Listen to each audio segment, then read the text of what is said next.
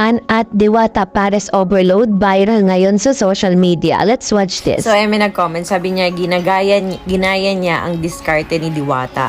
Sa totoo lang guys, nung meron pa akong restaurant, yung Only Wings, meron na po ako na yung stainless na paresan. So, hindi ko lang talaga siya matuloy-tuloy kasi nga super parang nai-stress ako, nahahaselan ako kasi nga ang tagal magpalambot ng beef. Kaya nung nakita ko yung kay Diwata, pini-M ko si Diwata, tapos sabi ko sa kanya, hindi ka balugi dun sa 100, ganun. So, ayan.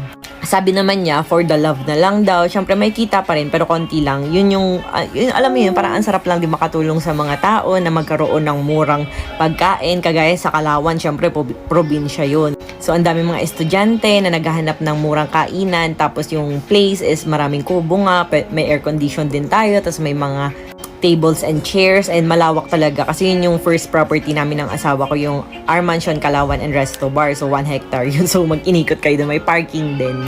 So ayan, totoo naman guys, inspired by Diwata kasi noon ko pa talaga gustong mag-open ng paresan, super tagal na, pero nga parang alam mo yun, napipigilan ako dahil nga iniisip ko ang tagal magpalambot ng beef, ganun talaga iniisip ko.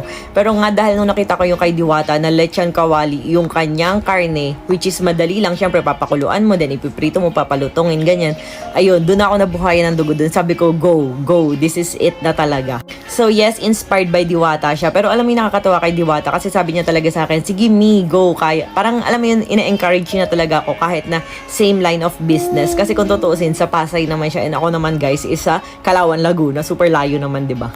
Ayan, saka siya mismo yung nagsasabi sa akin na go, i-push ko nga daw, ganyan-ganyan. Alam mo yung nakakatawa yung ganun kasi makikita mo kay Diwata na parang wala siyang competition, na parang talagang, gusto niya na yung sinasabi niya lagi na hilahan pataas, napaka genuine talaga nung sinabi niyang yun.